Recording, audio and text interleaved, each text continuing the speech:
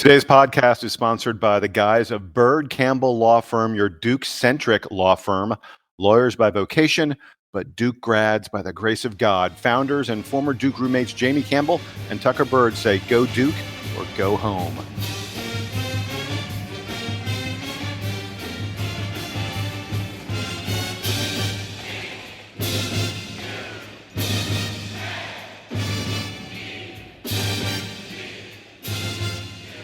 Hey there, Duke fans. We are putting this podcast together less than an hour after a very frustrating, very disappointing game for the Blue Devils. We played the UNC Tar Heels down in Chapel Hill, and we lost 82-78.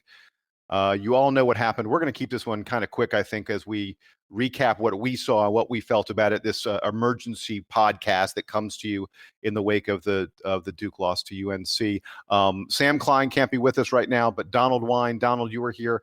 You're in Washington, D.C. I'm guessing you just watched the game. Where'd you watch it, buddy? Yeah, I was watching at the Duke DC watch party. A lot of people there, about 300 people there, but everybody went home kind of angry, and I'm kind of angry. Yeah, angry. I can relate to that. Duke scores 49 points in the first half, only 29 points in the second half.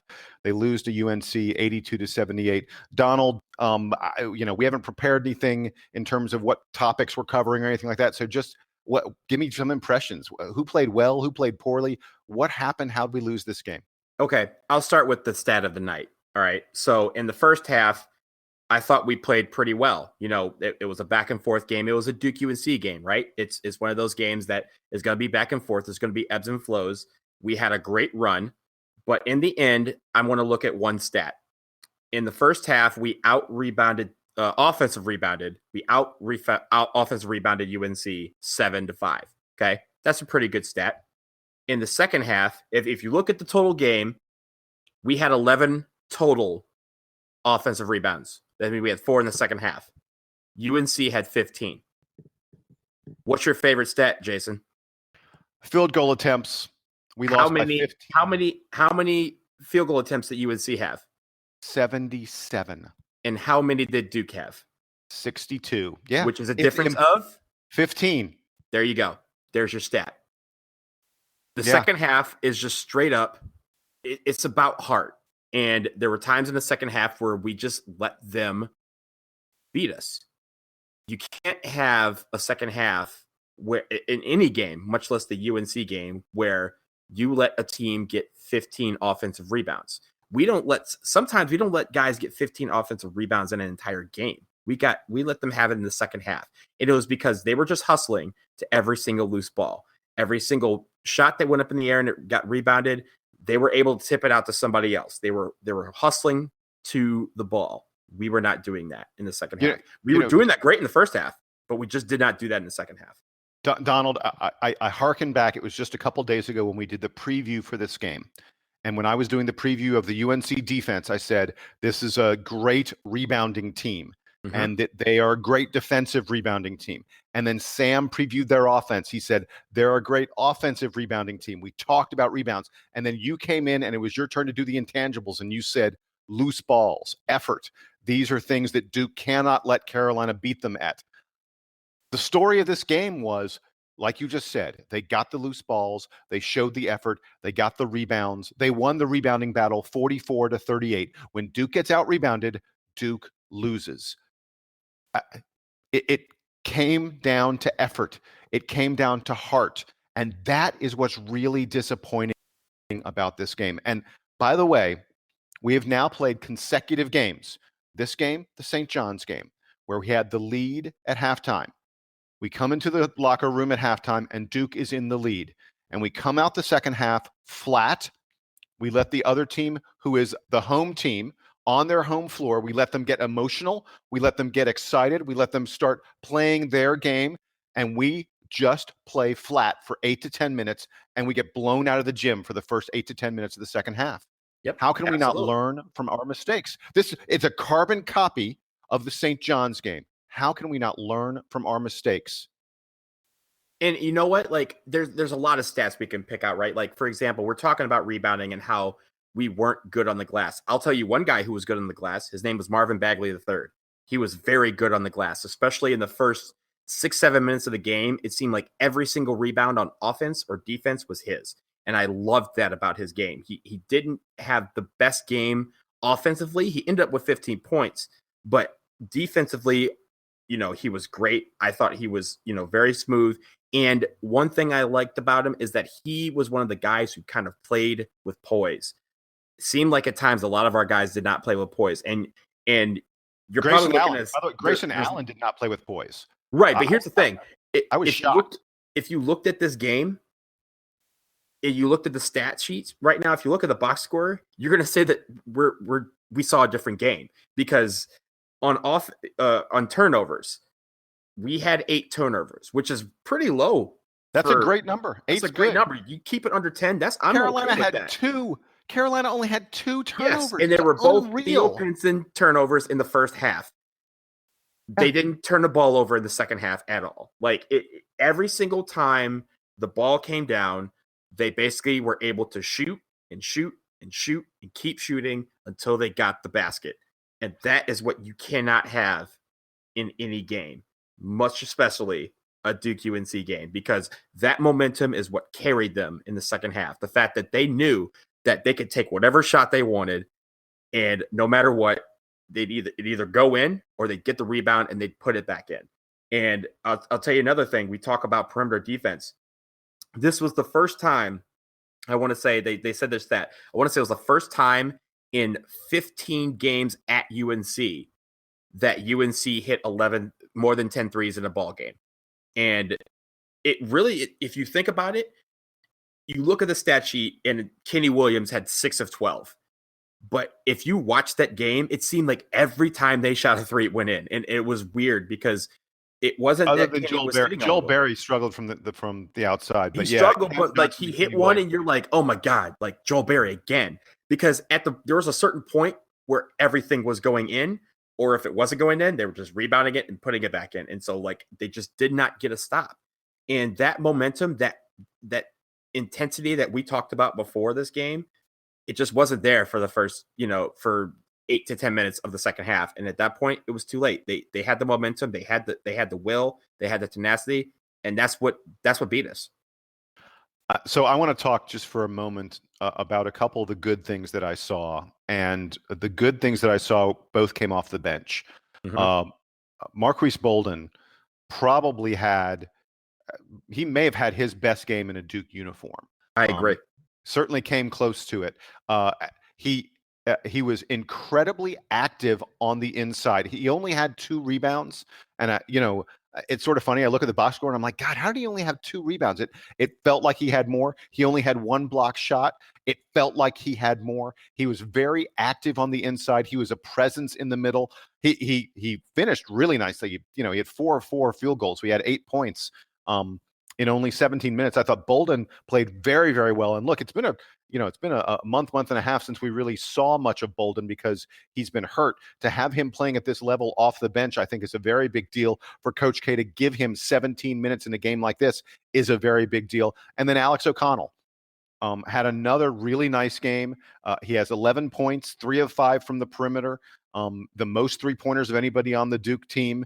And, he was getting some rebounds and the such. I also thought O'Connell's defense, O'Connell's ability to recover, to use his length on defense was superior to what we saw from either Duval or Trent, both of whom I thought struggled a lot on defense. It felt to me like neither one of them were guarding anybody a lot of the time they were out there. Mm-hmm.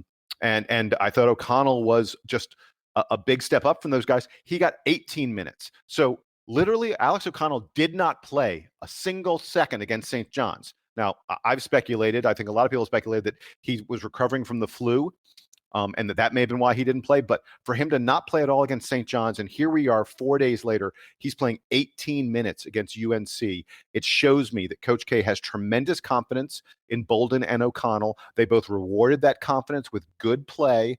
I think we're going to see more and more of them going forward. And, I really wonder, Trevon Duval, he only got 20 minutes this game. He had an atrocious turnover late in the game. He missed he missed 3 wide open 3-pointers, but he missed a really wide open 3-pointer when Duke desperately needed a basket with, about 4 or 5 minutes left in the game. I'm wondering, if Duval's going to get more than 20, 25 maybe minutes or so going forward, especially if we're playing O'Connell. I was talking with during these games, I'm texting with a group of my best buddies from when I was in college, and then a couple of buddies from college that I see in DC now, and we're all texting during the game, and my good group of friends is like, have we hit the freshman wall? Have these guys hit a freshman wall? And the consensus was, not only have we hit the wall is hitting back. And it's not necessarily prevalent in the sense that, Bagley's numbers are slightly down. Wendell Carter's numbers are slightly down. Gary Trent didn't have a great game, but he still had 16 points. So again, slightly down from what we've seen from him over the last couple of weeks. It's one of those things where there's a couple things that I'm noticing. One, they're taking the decisions that they're making have diminished significantly. We're making bad decisions with ball, and it doesn't necessarily result in turnover, as you can see in the box score, but it results in a bad shot. It results in a bad pass that leads to a bad shot, or that leads to a foul or something like that.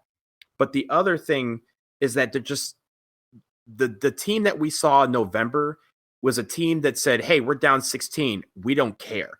We're going to come back and win. We're down 18 points. We don't care. We're down 12 points with 2 minutes left. We don't care. We're coming back and we're winning.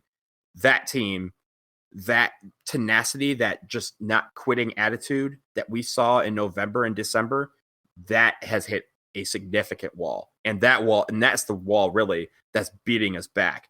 Because when we were down maybe 10 points with about 5 minutes left, some of these guys started rushing. They started taking bad shots. They started making poor decisions with the basketball. And that hurts when you are desperate for quality possessions. We weren't getting them down the stretch. So I do want to take a brief moment. We haven't really said the name even of other than Kenny Williams and Cam Johnson. We haven't said very much about the Carolina guys. I do want to take a moment, tip the cap to the very, very experienced team that Carolina put out on the floor for the vast, vast, vast majority of that game. Theo Pinson is a senior. Joel Berry is a senior. Cam Johnson is a junior, but he's in his fourth year because he took a year. He redshirted for a year. Kenny Williams and Luke May are both juniors, so they are putting essentially 3 seniors, 2 juniors out there on the floor for the vast majority of that game, and those guys played hard the whole time. And I especially want to talk about Theo Pinson, who, man, what a warrior. As Duke fans, we're not supposed to be able to like Carolina players. How can you not like the effort that Theo Pinson put out there? He was guarding Marvin Bagley pretty much that whole game, frustrated him a lot. There were at least a half dozen plays where it seemed like Pinson was guarding 3 guys at the same time. He was everywhere. And defense is where Carolina won this. Duke only scored 78 points after having 49 at halftime. We only scored 29 points in the second half. And that was because Carolina played tough defense, forced us into tough shots, and then they got all the rebounds. And so I just wanted to take a moment, tip the cap to those seniors and juniors for Carolina who worked their butts off and deserved this victory. And you know what? That sort of thing, that counts. When you're talking about, you had 2 seniors and 3 juniors. Yeah. So combined, one redshirt junior. Yeah. And one redshirt junior. So if you think about it, this was their for the seniors, this was their 7th Duke UNC, 8th Duke UNC game in total, at least 8. For the juniors, it's at least 7. For 4 of our starters, it was their first.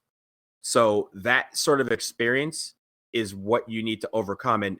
And that's not to say that our freshmen aren't good enough to overcome that. I thought they were, and they were playing like that in the first half. They were playing like this was their 7th Duke UNC game, that they had played in games like this before.